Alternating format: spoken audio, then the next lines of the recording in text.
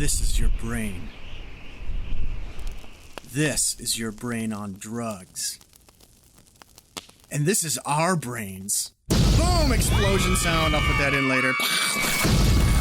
Because it's time to kick off Season 5, and we just watched Ozone on B Movie Mania! Any questions? Welcome to the crossroads of camp, the bastion of the bizarre, the place where low budgets meet high praise. Yes, it's B-Movie Mania. And now, B-Movie Maniacs, here are your hosts, the cream of the crap, the connoisseurs of cult, your cinematic creepy uncles, Paul Brooks, Mike Hayes, Jason Huls, and crazy Chris Hutson. Welcome to Season 5, everyone. I am your host tonight, Jason Huls, and with me for another fix are the usual B-movie addicts, Paul Brooks. All right, Season 5, here we go. What is the angle, you guys? What's the bit? Are we on a boat? Are we in a car driving across the country? Are we on a plane or something? What's going on here? What are we doing? Crazy Chris Hutson. And Mike Hayes. B-Movie Maniacs. There was a time when we were lost, wandering like sheep, and rooting through the gutters like dogs. But then came a light to show us the way, a pure celluloid light of illumination. That is B-Movie Mania. Mm-hmm. Here we are. That was a speech for you. I hope you liked it. That's good. So are you guys ready to enter the Ozone? Not like that. No, that was a different movie. Get your O faces on, everybody. Oh. Sounds like Paul's ready for the Ozone. No, this is a Wait, did I not watch a porno? Was I supposed to watch a porno? Well, there was a little bit in there. 100% uncut. This movie was written and directed by J.R. Bookwalter. Anybody look up J.R. Bookwalter? I did. He's a Renaissance man. He is. He really is. Yeah. He has worked with the likes of Sam Raimi, who financed his first movie. He worked with David Dicotier, I think is how we agreed to pronounce that here. Yeah. John Russo, and, of course, Charles Band. Certainly. Paul, how do you feel about that Charles Band connection? Oh, well, I feel pretty good about it because if I'm not mistaken, God damn it. and this is going to be a shock to our listeners, but once upon a time, Jay and myself were in Little Rock, Arkansas for a film festival that was hosted by Charles Band, and we actually had an opportunity to meet the man himself, Charles Band, and we will post that photo down below on bmoviemania.com. Amazing. Jay, can you edit in like some celebration sounds like the 100th caller just won something? Because we made it 3 minutes into Season 5 before our first Charles Band reference. Chris, normally I'd just cut that out, but that's a pretty good bit you got going there. So, yeah, I'm going to go ahead and pick on those sounds for you, which you've already heard by now. Yes. Those were wonderful. Anybody look up the budget on this movie? $3,500 USD. Yep. $3,500. Nice. Shot on Super VHS-C. Well, when the director also writes, produces, edits, does the music for just literally everything in the movie, it's gotta be cheaper. I did watch an interview with him, and he seems like a pretty cool guy. He seems just like a real hard worker. Yeah. Is he like an effects guy? Because obviously, special effects are a big part of this movie. Is that kind of his thing, and is that why he's worked with so many of these other people that you mentioned? I believe he did post for Charles Band for about 5 years. And he said in the interview I saw, he said he got into doing post because that's something people would actually pay you for. Well, the other writer with the writing partner or the co-writer of this movie, David A. Wagner, did do visual effects on Craw, the sea monster. Really? I didn't see that. Very nice. We don't get too many Craw references. Not enough. We need more craw in our lives. The movie stars James Black, who really has is still working. He has a long career. A lot of TV. He was actually a running back for the Cleveland Browns for a couple of years. And he also played the role of Riley in the movie Soldier and played the role of Soldier in the movie Godzilla. That is true. Nice connection. Let's do some quick takes. Quick takes. You get to go first, Chris. All I can really say is, let the games begin. I think that's how he said that. In the hallway gladiator scene. We will definitely talk about that. Michael. Asshole dog dick son of a bitch. Paul? This is how bad I've gotten with my B-movie fandom. When you announced this movie for our season 4 roundup, and you said we're going to watch Ozone, I told you I'd never heard of it before.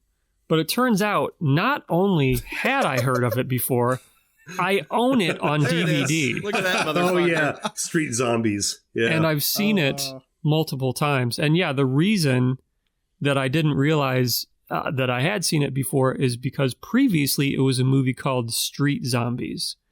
So It seems like it's gone through a couple different... If you watch the credits at the end, I know this is a long quick take, but there's like a remastered version and then like a restored version. So they've kind of gone through a couple different versions of this thing. Right. And, the Blu-ray that just came out, I think I'm not exactly sure what year, but it's more recent. I think within a year.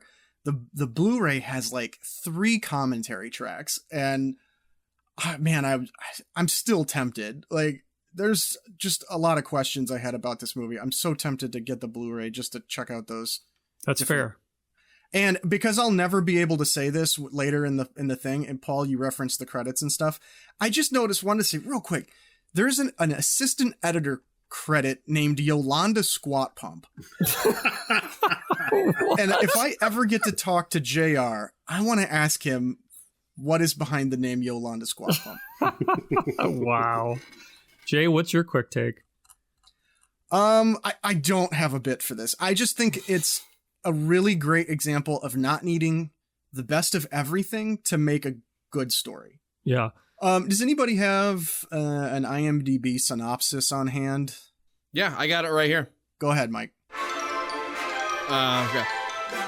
While ambushing a drug dealer, Detective Eddie Boone is injected in a fight against the dealer with a new drug called Ozone, which transforms. I'm having a hard time reading this. Brazilian guy, right? It's not written well. Which transforms the user in powerful zombies. His partner and friend Mike Wetz is kidnapped by a group of Ozone addicts. Eddie tries to find Mike in the streets, fighting against the zombies and having several hallucinations due to the effect drug in his blood. That's where they get Street Zombies from. Okay, and also it makes sense. The person who wrote the synopsis, English is not their first language, so that explains a couple missing words. Jay, the what's on the back of the DVD here is a lot better. If you want me to read that, well, fuck you too, Paul. It says here, Hollywood hits, best way to own movies, from classics to new releases, full-length feature film. Great value, great price, satisfaction guaranteed. It says it all right there. Oh, wow, that's pretty sweet, folks. That is all it says. Where did you get that, Paul? Like in a bin at like a Dollar General or something like 10 years ago. Like, it doesn't even come with a proper cover. No, there's nothing.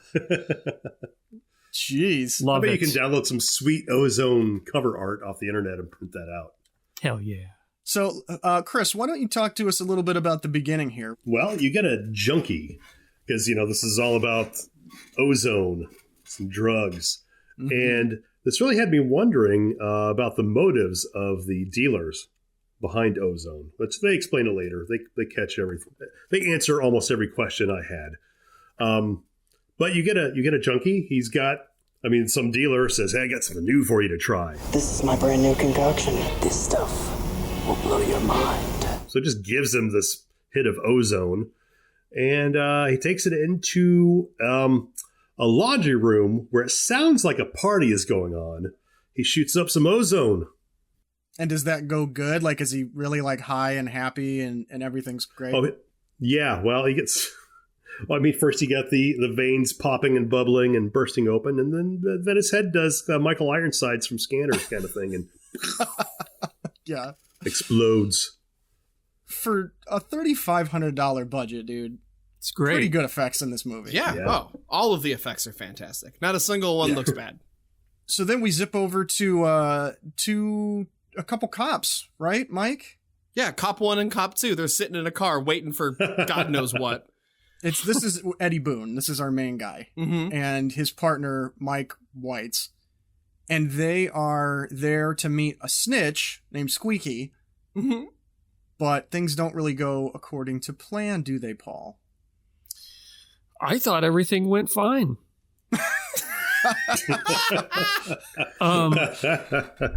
They're there to...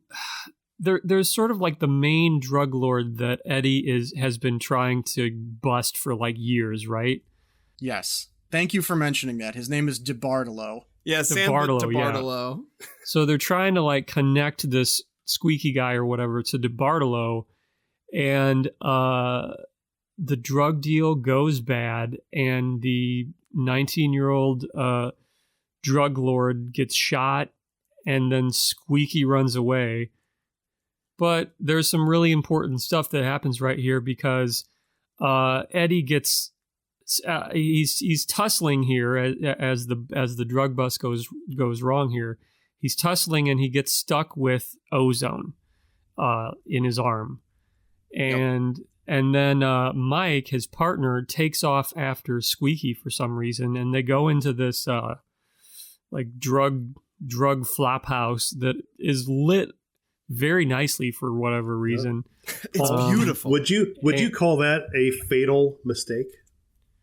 I would, because Mike gets attacked by a bunch of, to use the term from my DVD here, he gets attacked by a bunch of street zombies. The titular street zombies? Mm-hmm. He does indeed. And he gets attacked with a very girthy shard of glass. Chops his hand right off. He tries to put a tourniquet on with his belt. This is where like the street zombies start punching through the door. It's pretty cool, really. Yeah. Pretty well done. And like you said, Paul, the colors are all like, it's lit like this weird, surreal, like deep red color, and it's pretty neat. It's very much influenced by German Expressionism. I was going to say it looks a lot like where you and Chris used to live in the 90s. I think both of those statements are true. Yes. It is. That whole scene is Dutch Chilt out the ass. It is great. So yeah. I'm trying to remember. We don't actually see what happens to partner Mike, right? Well, we assume he's dead, because the street urchins or street rats, or the children that break through the door that are zombies, they come after him, and it zooms in on his face and he screams and it cuts away. So he must be dead. Right. And then Eddie ends up back at the police station, which again, for no money, they pulled off a pretty good police station. It's like a YMCA or something. And I had to laugh. I mean, this is just one of those dumb things that you notice, but like Eddie is at his desk before the chief calls him in to yell at him. And Eddie's desk is up against a door, and like his back is right up against a door. Yeah, they really crammed him in there. But they got some donuts on his desk to make it look very cop-like. Yeah. I would bet dollars to donuts. Oh. That the like rec center that they filmed this in, or whatever, I bet you all the interiors are in the same building. I bet, because there's some other stuff in the others. Maybe not the bar scene. The bar scene's probably somewhere else. But that's a real bar. Yeah, but there's a lot of other stuff that weirdly kind of stays in the same room that I was a little confused by. But thinking about it now, I bet they're like, all right, let's film it here. So this is going to be this location. And here's this. Like they probably pieced it out and did a really good job at, making it all seem different. That is true. That's could be wrong. possible. It could be completely wrong, but yeah, that's one thing I wanted to say. That's one thing I wanted to say about this movie. I love that they used the locations they could get and did their best to make it look like something else. And they weren't always successful at it, but it still worked. It still really worked. Mm-hmm. Yeah, it really did. Like in the flop house, I mean, there's just boxes and papers everywhere. I mean, they just did a nice job of making it look run down, I thought. Yeah. I mean, especially everything looks really good, especially for 1993 when this was made. Yeah, absolutely, very much so.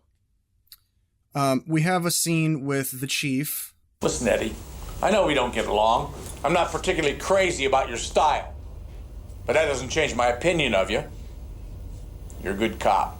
You get the job done. Is there a point to this? Just shut up. You're on the ragged edge and you're making mistakes. I don't know. The chief is all over the place with Eddie. Yeah, he's abusive. He's abusive towards Eddie. He's negging him out all over the place. It's very similar to Dead Heat in that the chief claims to like him, but still yells at him and has to suspend him. Yeah, But I don't think he actually turns in his badge and gun. Well, before he does that, he's like, take a vacation. I don't like you. You're a good cop. I don't like your methods. You get the job done. You're suspended. It's just all over. Very confusing leadership. The film really is a testament and maybe a commentary on how mental health and therapy would be good within the police enforcement of America. My favorite line of the movie is actually right here when Eddie keeps kind of like pushing the chief's buttons here, and finally the chief goes, "That's it, you're suspended as of right now." And Eddie just goes, You suck. "You suck." Yeah, he does. It's so good. Put that in, Jay. Put that in. You suck. Oh, it's in there, because I had that in my notes too. And that's what I said. Like, I don't think he actually turns in his badge and gun there. I think he keeps it, right? No, he doesn't. No, he keeps it. Which is a funny thing I noticed about the movie. There's not a lot of swearing in this or like yelling at other people, but when there is, it's perfect. Yeah. And Eddie hits the bathroom because I think the ozone is starting to kick in here. Well, here's the thing. He melts into like a skeleton. But all the way down. But I mean, it looks great. Like, it fucking looks amazing. It does, and it's awesome.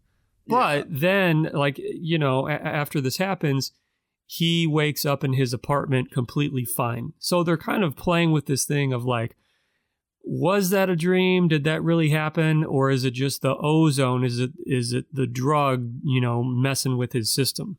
Well, Paul, I hardly think he wakes up fine, because when he does get up, the first thing he does he open a beer or something? No, he opens a wine cooler. It's hardly fine. The real Eddie would never do that. Eddie zooms off in his, what is that, a Datsun? Like a silver? Yes, it's awesome. Guess who has a car fact? Oh, God. Carfax. Oh, probably boy. You. Yeah. Oh, yeah. It is me that has this Carfax.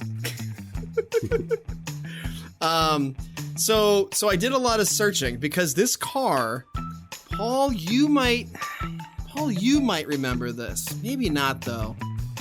This is almost the first car I ever owned. I owned a car that was almost identical to this, and I thought it was it because all the cars in the early 80s looked the same.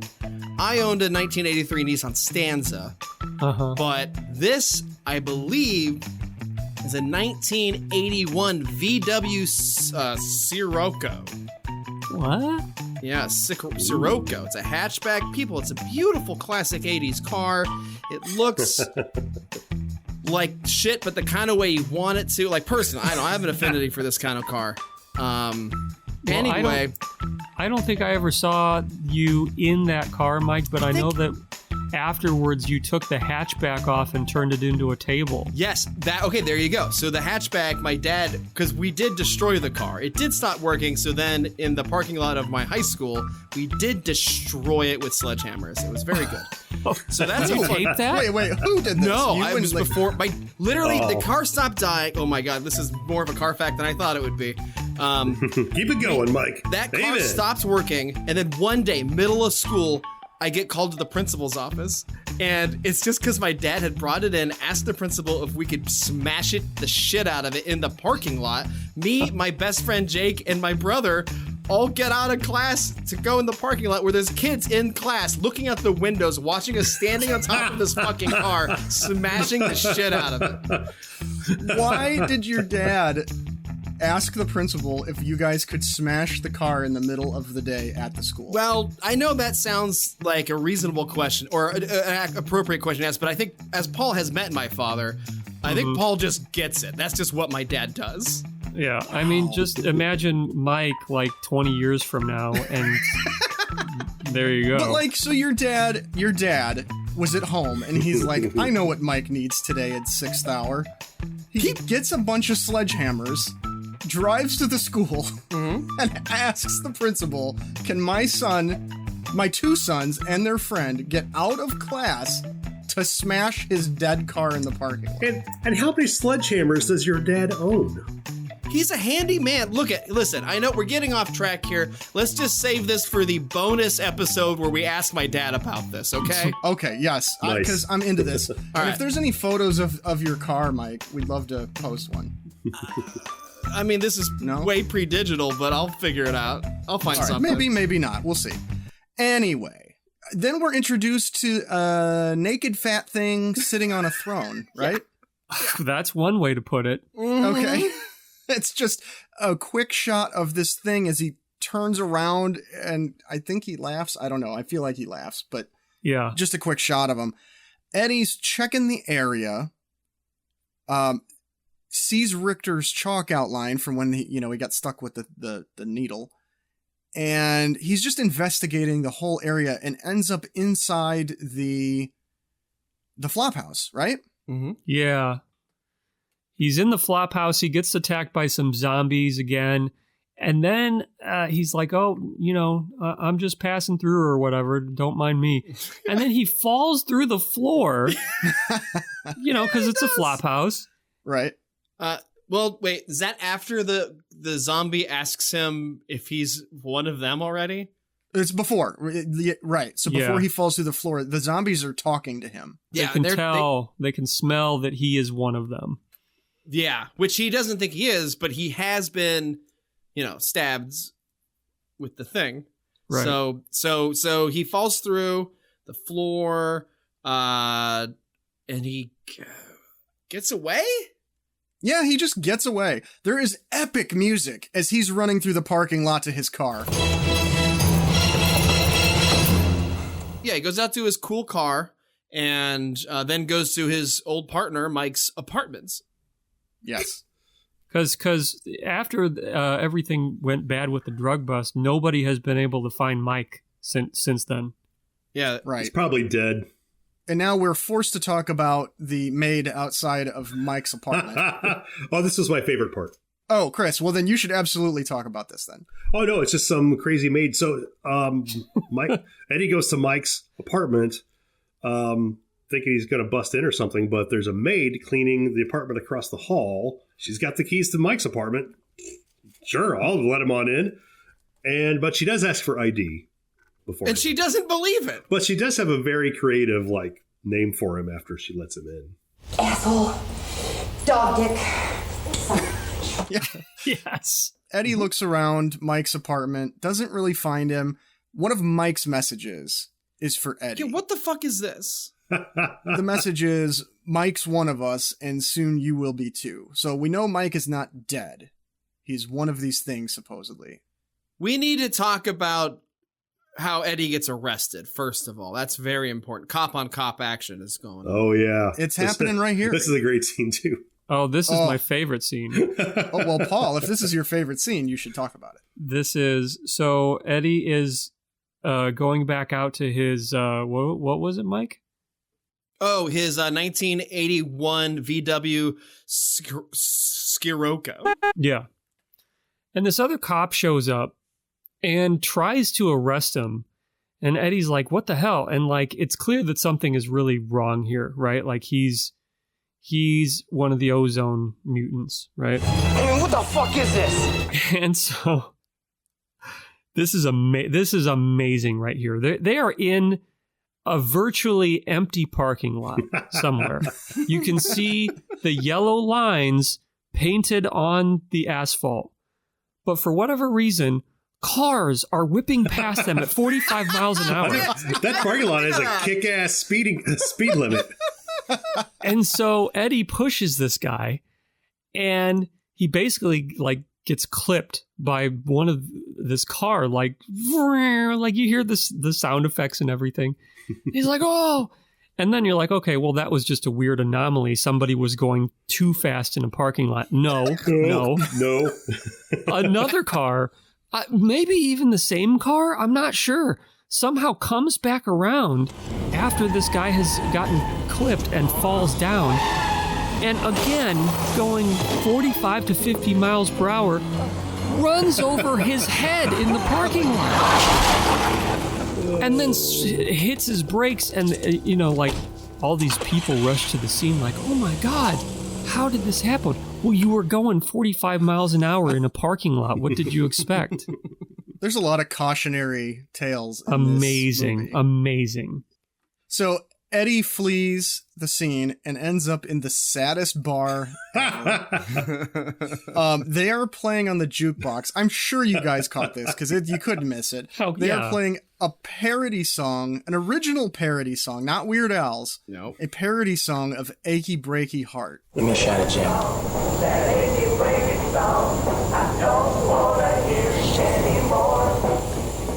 And if you play that song, that achy breaky song, I'm gonna kick your ass right out the door. Wait, but it's the same thing as Weird Al's version. It's different words. Slightly different. It's this one is words. Can I say that this one also features the artist Snow? And the star of our goddamn movie. James Black is featured in it. And there's cusses. It says ass and fuck in it, so it's not Weird Al. But okay, well, what? How is it different from Weird Al's version, other than a couple words? They changed the words. What words? The lyrics are a little different. The lyrics are different. They're not that much different. But Weird Al had a famous parody come out of Achy Breaky Heart. That same year even, 93. Right, yeah. I mean, he's on his shit. But I'm confused about what you're confused about. They did their own parody. There's 800 million parodies of that song. I'll tell you why I know this, because I hunted down to try to find out what version it was once I realized it wasn't Weird Al. And this is where my credit, this is where my notes stop, because I got too invested in trying to figure this shit out. I don't have really any more notes for the fucking movie. Okay. Well, Mike, I really want to hear about this because, I mean, I'm not a big fan. I think Snow was just like a one-hit wonder, right? I mean, he did Informer? that song, Informer. It can't be that Snow. That's the thing. I can't imagine it would be, but on IMDb for the songs, it's a link to Snow's page. Why would Snow? What's the connection? Why would Snow be in Akron, Ohio? I have no idea. That's what I'm wondering. Here's what I'm going to do. I'm going to tweet JR. And I'm going to try to find out what the connection to Snow is. Hey there, B-Movie Maniacs. It's Jay from the future. I'm using some 95ers type time travel technology. Turns out I actually did tweet to JR Bookwalter, and it is not the Informer Snow that did the song. Turns out there's another musical artist in Ohio that goes by Snow. That's who did the Achy Breaky song. So Eddie is in this sad bar and everyone is quiet and just, they look upset and they're drinking and no one's talking. He even makes a comment about it. Eddie finds somebody shooting up Ozone in the bathroom, and as he backs out, they're all there and they attack him. Well, they're probably angry he ordered gin. Could be. This is where he gets the gin. Yeah. Chris, we are here. Yes. and they carry him to the most amazing gladiatorial arena I have ever seen in my life. So, I love this. So let's just picture it's a very dimly lit hallway with, it's just blank white walls on one end. It looks like there are hallways on either end that kind of cut off, but I couldn't quite tell. On the other side is just like a mesh screen, like that people are like watching through. But you never really get a sense of is the hallway right next to the mesh screen? Because they never show them together. I don't think it was. But I think they just wanted to make it seem like this fight scene was not shot in a hallway. Yeah, but because you never see the crowd that is there behind the chicken wire, you never see them at the same time as the gladiators. Yeah. But this is another example of it's a fucking hallway. Yeah. You'd think they could find a better gladiatorial arena than a hallway, but you know what? Whatever. I'm rolling with it. Yeah. I think, okay. I say it looks legit. And I understand it looks low budget, but within this world, it was believable to me that there would be this weird fighting cage like in Fight the bottom Club. of this crappy bar. Exactly. It's like Fight Club. So I totally bought this. Yeah, no real Fight Club has some fancy octagon shit. It's a fucking hall. It's the storage area at the bottom of an apartment complex. Yeah. Right. The S&M champ walks in. Oh, yes. He's looking good. He's got his a little leather diaper and some bandolier type of things. The most awesome gladiatorial weapon of all time. Oh yes. They give him a baseball bat with a buzzsaw. I don't even think it's a baseball bat. It's just like a wooden stick. Axe handle. It's an something. axe handle. Isn't that what it is? Yeah. With a saw blade nailed to the end of it. And to be fair, they give Eddie one. They do. Yeah, and they have a pretty good fight. Something we haven't really touched on yet, I don't think in this review yet, is that I think the cinematography and directing is very well done. Yeah. Mm-hmm. JR definitely has some chops, and he knows how to stretch a dollar, clearly. Well, a lot of times you get, these really low budget movies. There's stuff that you can tell they don't really know how to frame a shot. They don't know how to properly edit a scene together. You don't get that feeling at all in this movie. It really feels, like a normal movie just shot on a video camera. Mm-hmm. So at the end of this pulse-pounding fight, Eddie actually kills the champ. Eddie becomes the champ, and veins start popping. All the people watching, they're just going nuts. Their veins are popping out, exploding. Their veins are exploding. There's people morphing in front of him, freaking out.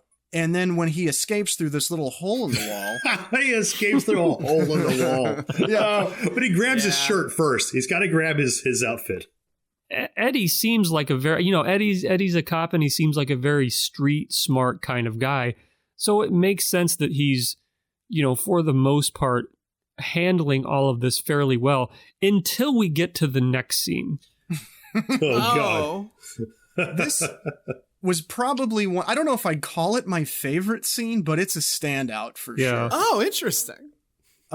He finds this woman named Justine just chilling in this strange underground little passage that he finds from crawling through the hole in the wall.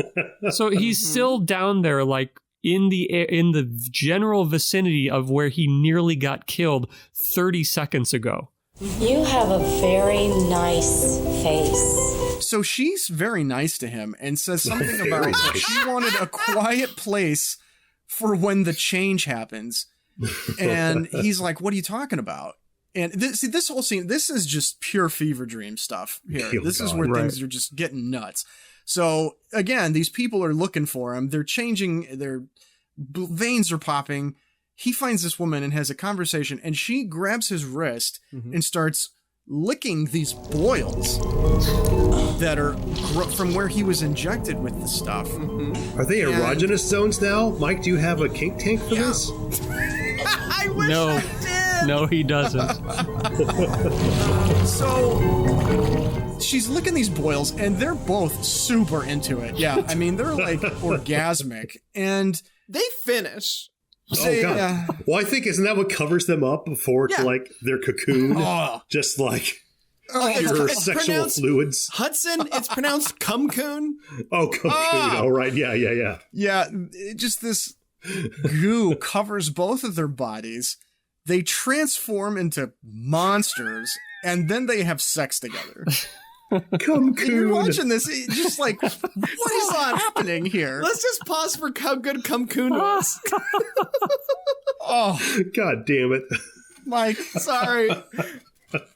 But I think this is important to point out that it's not the same type of makeup that like the street zombies are. They're like fully formed, like alien, almost like Bad Taste looking things. Yeah. I was gonna say Peter Jackson masks. They look like jism monsters. Like this thin layer of creamy white stuff covers both their bodies into the cumcoon. And then they like morph into these like weird, like Toxic Avenger, but like kind of a creamy white pink kind of look. And then sexy saxophone music, and then. But I mean, that's all, that's all well and good. But like, yeah, it was. I'm so disappointed in Eddie. Like he gets down there, he starts to escape from this near-death situation, and. What's her name? Jessica or whatever? Justine. She comes up. She's just like, hey, what's going on? Get out of there, dude. Well, what are you doing? Paul, come on. To be fair, I mean, I've heard there are lots of stories and history books and things throughout all that are passed down from soldier to soldier that after you've killed a man, the first thing you need is a good woman. Oh. So after you climb through that hole in the wall, he took advantage of the first chick he saw. And then the second thing you need is a good cumcoon. Yes. Yeah. When he wakes up from the post-coital woof, he's human again, and Justine is gone, and he's still there. The people are gone, and he's just laying in this weird little hole place, but he's human. Yeah. And then he exits into like an alleyway where there are these Hellraiser-looking psychotic philosophers because they all have buzzsaws in their heads. Yeah. And they're just, like, I thought that was a mohawk at first. You thought they were what? I thought it was a mohawk at first. And then you get a closer look at it. It's a fucking buzzsaw. It's it's a mohawk, but it's a saw blade. It's a buzzhawk. You think, okay, Eddie's going to fight, and they surround him. But no, they don't. They just start talking about him. He's like, what do you want from me? That classic thing. And they're like, well, what do you want? What does anybody want? Like, they're just getting philosophical in the middle of this alley, and Eddie's losing his mind. What do you want? An intriguing question. What does any of us want? One of them even stabs himself through the hand just to be like, no pain here. Mm-hmm. You can join us. And then Eddie's screaming, and then they're just gone. Does Eddie meet any actual real people in this movie? Yeah, that's the thing. Like, it's so hard to tell what is actually happening and what. I mean, is it in Eddie's head? Is it all real? Like, does he transform back into a human from an alien? I love that about this movie. I think this whole thing is just a dream from when he got stabbed with ozone in the first scene. Mm-hmm. And the rest of it is just like he OD'd. He's dead. He's dead. But that's the thing. Like, the movie sets up those questions and allows for that kind of speculation. And that's why I love it. And because of what they do with the ozone, you can do absolutely anything in this movie, which I think is so cool and like very freeing from a writing perspective. Mm-hmm. Well, there is a bathtub full of body sludge in a few minutes. Oh, yes. That was gross. Eddie calls Donna, who is a cop in the office, and she says that, Mike is still not back. Eddie's accused of killing the guy who got his head the policeman who got his head run over. We'll breeze through a little bit of this. In the morgue, we have Richter come back again and kill the mortician. So he's back in action. Oh, but you got a really sweet lingering shot of his ass. Oh, you can't pass that up. Oh, yeah. The mortician sinks down right in front of him. And so it's foreground butt shot and the mortician's face. Lingering, I think, Chris, is the correct word. Yeah. But so Richter ends up going to his boss, right? Yes. Who we learn is the big fat mutant guy that was sitting on the throne. We can't undersell this. It is like a classic top level bad guy who just like very, very original Battlestar Galactica, where it's just a guy on a throne in a room with nothing else, but he is like this big fat, he has a huge belly, and he's like just this mutant alien looking creature. He talks exactly like Mushu Fasa from Kung Pao, and it is amazing. Mike, you know he does. I know he does. I didn't make that connection, but that's very good. I am Mushu Fasa. I'm speaking in riddles. That's kind of the point, like a clue that will later make you go, oh, that's what he meant. Stars above. When I was in human form, you knew me as Sam DeBartolo. DeBartolo? Because it's like, I think it's a guy in a suit. Yeah. Because like his arms looks move, like it, yeah. His arms move pretty good, but no other part of him can move. He just sits in that chair. And there's a big reveal that happens with him, but I don't think we're there yet. Not quite. And so, yeah, Eddie's sleeping in the car. He's still tripping hard, evidently, because he sees Justine around a fire, and she kisses him, and she like turns into a skeleton, and then there's nobody around, and Eddie's by himself. This is where he crawls through a window, I believe back at the flop house, and sees the body parts floating in a tub, just a stew of guts, which I think was probably one of the more gross effects. Whoa. It looked like a big old vat of body sludge. It did. Eddie ends up finding Squeaky, the informant from the beginning, with a needle in his arm of Ozone, and then these demons who've been driving around town. Demon joyride. Yeah, they roll in and capture Eddie, and they shoot Squeaky to death. I couldn't tell if that was supposed to be a Wayne's World parody or not. I know, right? It looked just like it. It feels like it. Pretty good. So this is, I believe, the reveal. So they take Eddie in to see the big fat blob, and it is revealed, Paul. He stumbled upon this like formula for this drug, and it started turning people into this other thing, and he has this plan for like using it for world domination. And it turns out that it's what's his name, DeBartolo or whatever. When I was in human form, you knew me as Sam DeBartolo. DeBartolo. It is the main bad guy that Eddie has been trying to bust for years. So he has turned into this weird ozone mutant freak and has been peddling all these drugs in order to take over the population, I guess. I don't know. I don't know about he says something about this is the next step of like humanity, or this is like, you are the beginning of the new order. Through you, I will change the face of the world. What are you talking about? This transformation is like, yeah, how? How is this better? a good thing? You're a big fat mutant in a fucking throne. You can't move. You can't move at all. I guess they have the sex organs on their blisters, so that's one thing. I believe I'm back in the movie again. Okay. The Goblin King, I believe, does say that ozone lets you live again, as he says. Yeah. Oh, yeah. Which I don't know what that means killed. or why that's good, because it seems like a shitty life, but it's what he said. That's true. I don't know if we really pointed out that, like, at various points in the movie, they get shot. Like, he gets shot at some point. Richter gets shot several times. And then, like Jay said, he comes back to life in the morgue. So, like, I guess the advantage of being on Ozone is that you are possibly immortal, but you look like absolute dog shit. It's like a wish gone wrong. I want to be immortal. Okay, but you look like ass. Yeah, real monkey's paw shit. Yeah.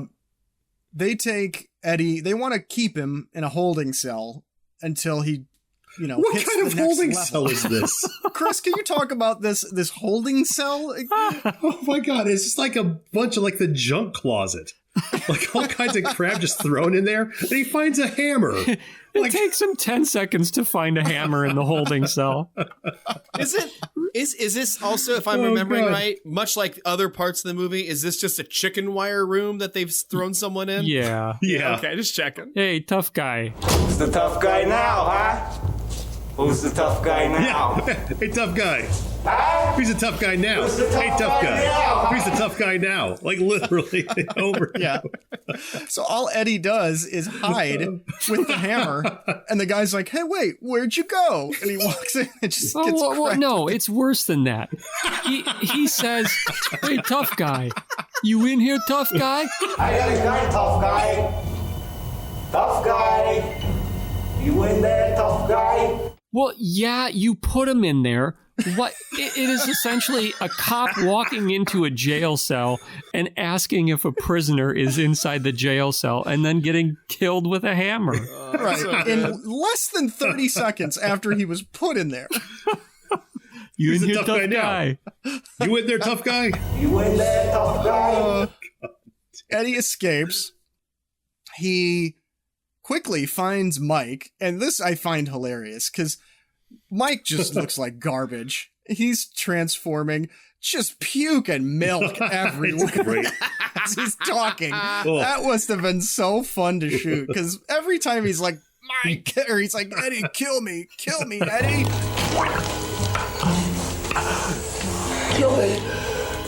man. Kill me! And he's just, milk's running down his face. It's probably left over from the cocoon. Hey! Okay. So, yeah, Eddie does not kill him, and Mike is pretty pissed about it. Understandably. Yeah. Mm-hmm. Leaves him there. Because, he's hoping to save him, I'm sure. Okay, who wants to talk about the next holding cell with Justine? God. Chris, come on now. All right. We find Justine again, in real life this time. Oh my god. And she's like, is she in another room or behind in another cell or something? It's just the cell next to Mike. Cell, yeah. But her back is to Eddie. She's kind of turning around, just turned her head back to talk to him.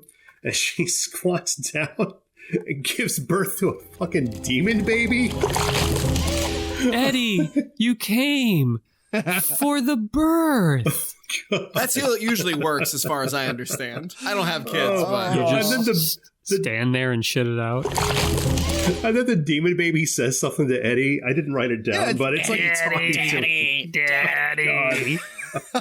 Oh my god! Immediately, it's crazy.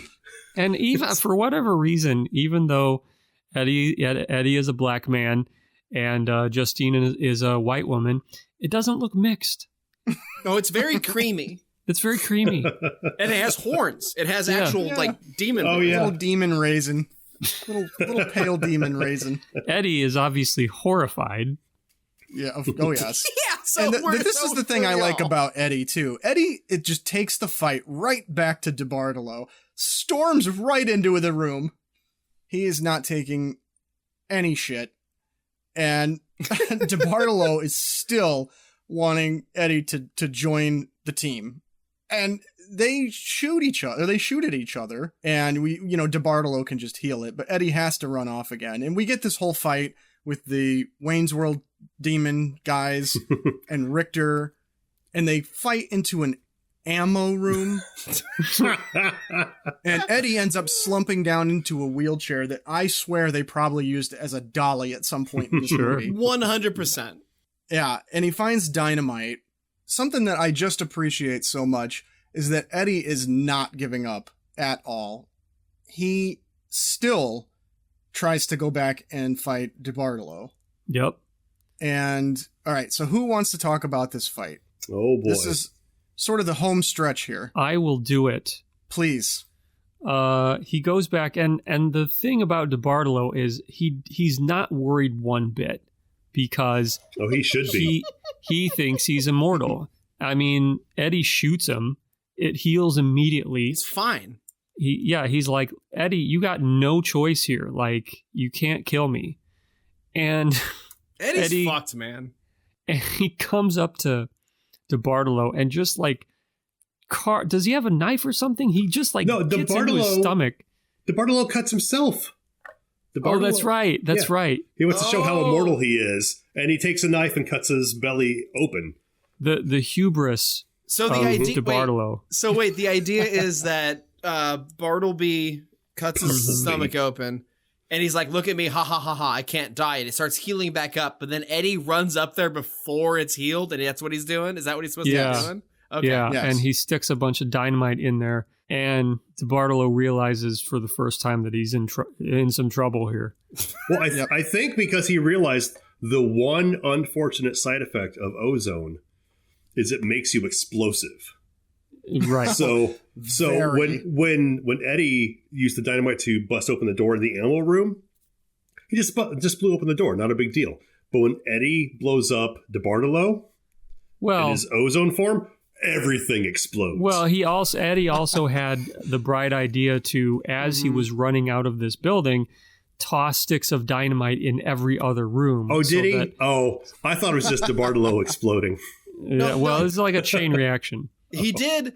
Please don't overlook the fact that after he shoved the explosives into the monster's stomach, he did do some sort of a jump roll into the camera that was very enjoyable. Yes. As he then runs out and throws dynamite sticks everywhere. So and then the building explodes, and you would think, oh, well, maybe we'll just overlay some CG over this. No. I believe, unless my eyes were deceiving me, that there's some miniature work in here. Possible. It looked pretty convincing. Well, so Eddie is captured by the police because we just cut to him being interrogated.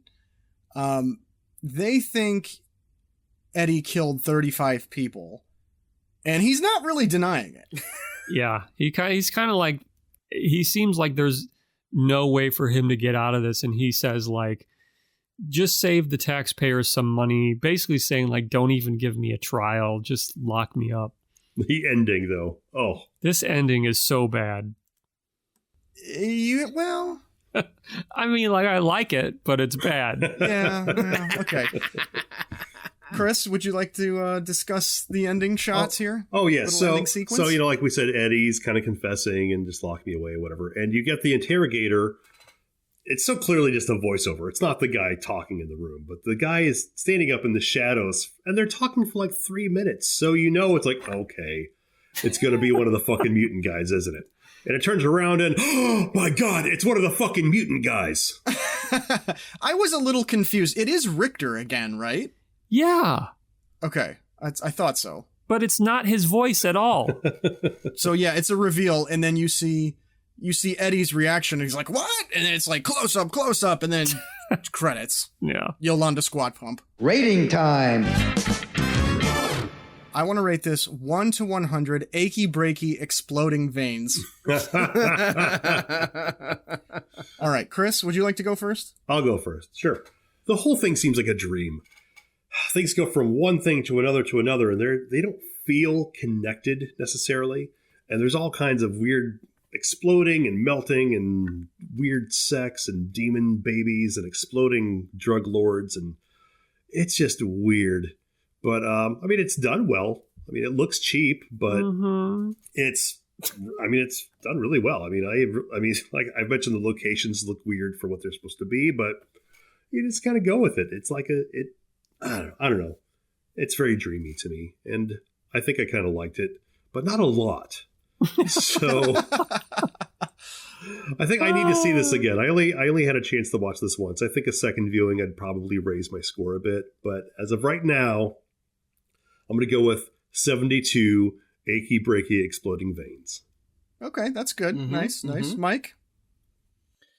Dude, I can't recommend watching this movie more than I mean, do it.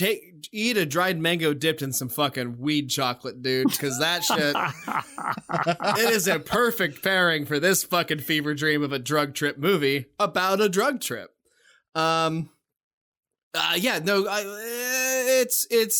It's a intensely competently made, super low budget movie that just God, it's just so well done. All the practical effects are done by people who know what the fuck they're doing. The beginning's a little slow, and I only say that in the sense of like, if you want to get someone to watch it, you just need to get to a point. Once the first wild shit happens, it's fucking 55. Eddie Vedder. No, not Eddie Vedder. Who's the guy? Sammy Hagar? Sammy Hagar. God damn it. Anyway, it's fucking great. Jay, you're going to hate me, but I give it a reverse 69 Cumcoons. Oh, I don't want to do that graphic. Well, it's 96, by the way. It's a 96. 96. Reverse Woo. 69 Cumcoons. Wow. It's 96 with a slight white film over the score. No, don't. He doesn't have to do something gross with it. We'll see what. But he does have to type out Cumcoon. Paul. He's so mad about it.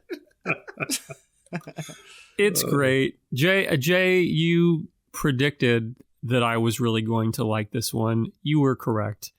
And it turns out that I had seen it before, but that just makes it all the more endearing to me because, like, this is how I love to discover movies, is by finding something in, randomly in a bin somewhere for $1. I don't even remember where I got this, but there's no cover for it. I'm just like, what is this? So I've actually loved it for a long time, it turns out.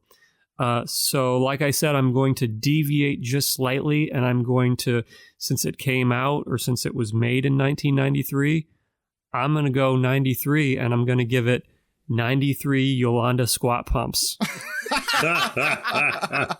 What about you, Jay? Wow, fair. Okay. Yeah, man. I discovered this, it sounded interesting, and I just gave it a shot.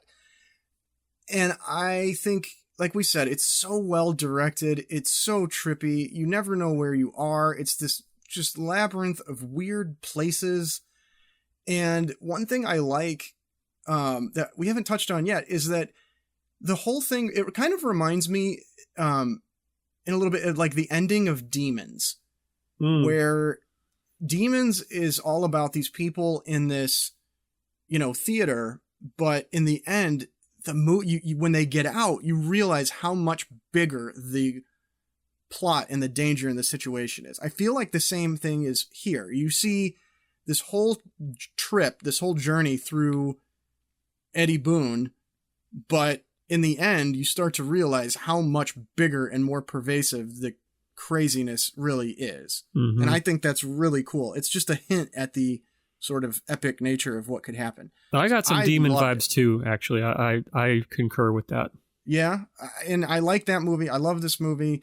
This is another one where I feel like we are here to talk about movies like this so people will find it and watch it. So yes, thoroughly enjoy. I'm going to go pretty high also. I'm going to say 95 achy breaky exploding veins. Very nice. Very highly recommend. So I'm glad you guys all enjoyed it. I mean, you want to have, a variety. We want different opinions, but to kick this first one off, I think it's nice that we all had a good time with it. Yeah. Tubi, yes, please watch it on Tubi, man. It's so good. I'm still thinking about that Blu-ray. I may just get it because I'm so do into it. This movie. It's such a good watch, and I have so many questions about how they did things. Like, I may just have to do it. Yes, keep doing that music, because with that music, I'm going to pass this whole thing over to who comes next, and I believe it's Mike. Okay, shut the fuck up, Jesus Christ, Mike. What do we got next? On the next episode of B-Movie Mania. Oh, boys, call me Mr. Williams, because this season I'm only delivering treats. What does that mean? That means the first movie that I'm picking this season is called The Exigency. What? Ooh. The Exigency follows a retired war hero named Kyle, who is forced to return to his home planet, Galatia, in order to help end a seemingly impossible war with the neighboring planet of Anubis. Kyle is faced with consequences from his past while his family is caught in the middle. Also, this is a completely 3D animated film made by one man that took him 13 years to do it. Whoa. Are you making this up? No. I'm looking at the IMDb right now. The Exigency is this wild feature-length 3D animated movie that one person did. It took him 13 years to do it. He started in 1996, and it took him 13 years to make this movie. And I promise you, you will enjoy it. Wow. You can watch it on Amazon. It is on there, and I think exclusively there because that's where this guy released it. It's just literally he put his movie he made up on it. That sounds awesome. Well, there goes my later season low budget animation pick. All right, bye. I'm gonna cut that out. Okay, cut that out. Listen up, Maniacs. Do you have a question or a comment? Would you like to send some bourbon to Uncle Lloydie? You can contact the gang on Facebook at B-Movie Mania. You can also drop them a line at bmoviemania.com. Reach out. Touch them. They're touching themselves. And they might just reach back. I'm Lloyd Kaufman saying, see you next time on B-Movie Mania. Woohoo! We're still asking for ratings and reviews if you're kind enough to leave them on any of your favorite podcasting services that you're probably listening to this on. And I think we still have clothes. Oh, we have such cool clothes. Store.bmoviemania.com will bring you to our TeePublic store, which we have a variety of different clothing and other shit. And follow us on social media, right? Yeah, we have them all. We have all of the social medias that you could ever want. Hey, Jay. Yeah. We've been playing that Into the Black song underneath all of this, right? Yes. Okay, just making sure. Turn that shit up. Okay, here we go. We're going to just rock out here. Bye. Bye, guys.